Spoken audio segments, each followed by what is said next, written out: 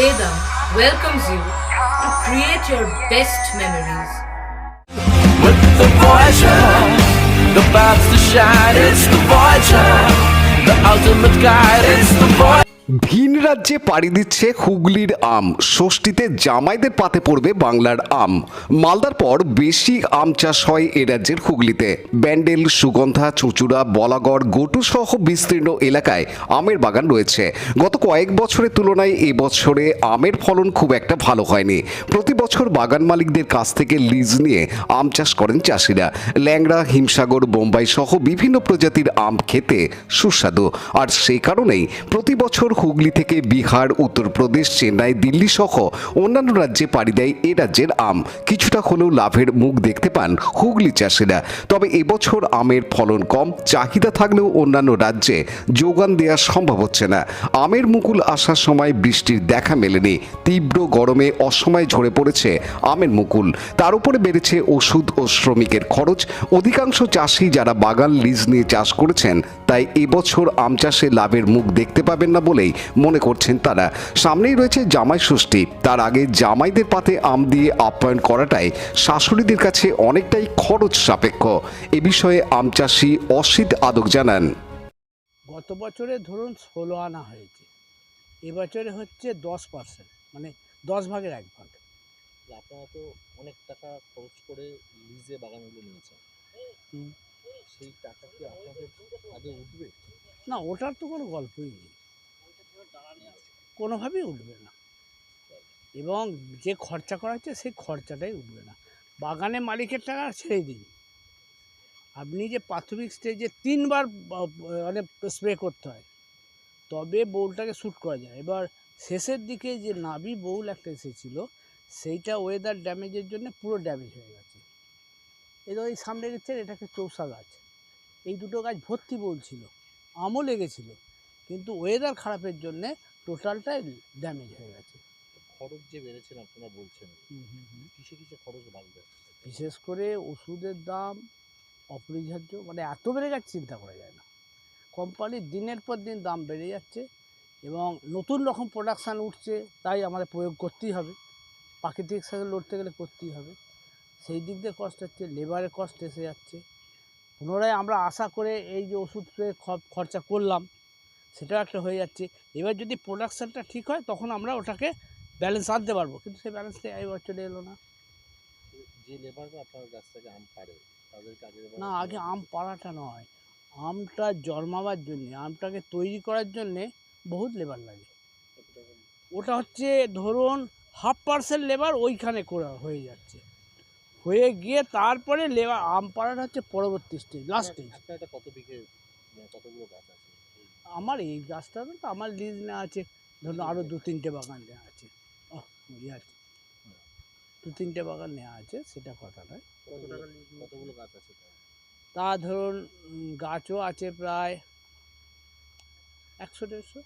100-150 গাছ আছে। কত টাকা আপনার আনুমানিক আনুমানিক ধরুন এর মূল্য 2.5-3 লাখ টাকা। লিজ? এই বছর তো আপনার সে টাকাটা ওঠার কোনো ও টাকাটা তো ওঠার গল্প তো নেই। এবার কথা হচ্ছে, এতে যে কস্ট পড়েছে, এই যে খরচা হয়েছে, আপনি তো অলরেডি 1 লাখ টাকা খরচা করে দিয়েছেন ও আমটাকে প্রোডাকশান করার জন্য।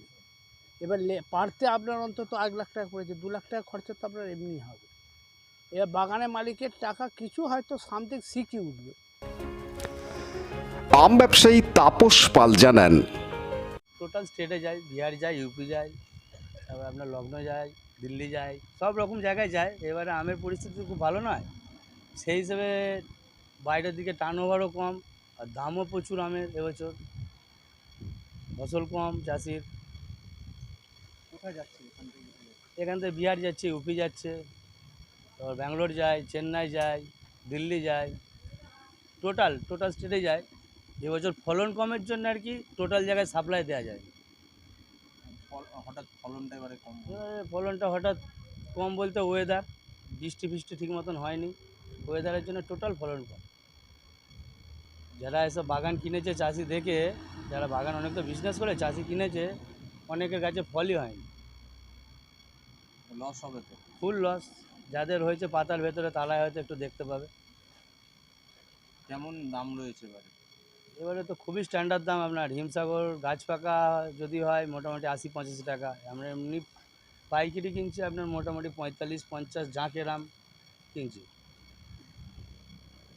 এবারে কি ষষ্ঠীতে কি জামাইদের পাতে কি আম দেওয়া যাবে? এবার ষষ্ঠীতে জামাইদের পাতে আম দেওয়া হয় বলতে আম সেইভাবে কমপ্লিট হবে না, পাবে কম বেশি পাবে, ফলন কম, খুবই ফলন কম। পানু পালের report, Hooghly TV.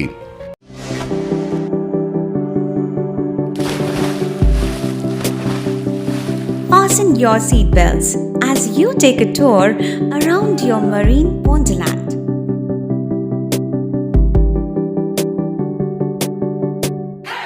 Spend a day at Aqua Marina and enjoy an array of water slides that give you butterflies in your tummy.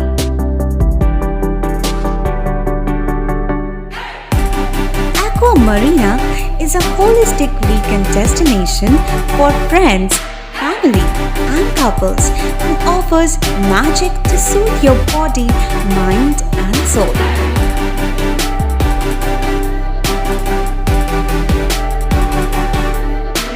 Aqua Marina, your customized magician. Welcome aboard and see the magic unfold. রন্ধন শিল্পীদের জন্য সুসংবাদ নিয়ে এলো universal chefs federation. আগামী 9 June রবিবার সকাল 11:30টায় হুগলি চুঁচুড়ার খাদিনা মোড় শ্রীকুঞ্জ লজে অনুষ্ঠিত হতে চলেছে অভিনব রন্ধন প্রতিযোগিতা হোম কুক ট্যালেন্ট হান্ট 2024। আপনিও হতে পারেন বিজয়ী রন্ধন শিল্পী, পাবেন আকর্ষণীয় পুরস্কার। প্রতিযোগিতায় উপস্থিত থাকবেন সকলের পরিচিত প্রখ্যাত বিশিষ্ট রন্ধন শিল্পী।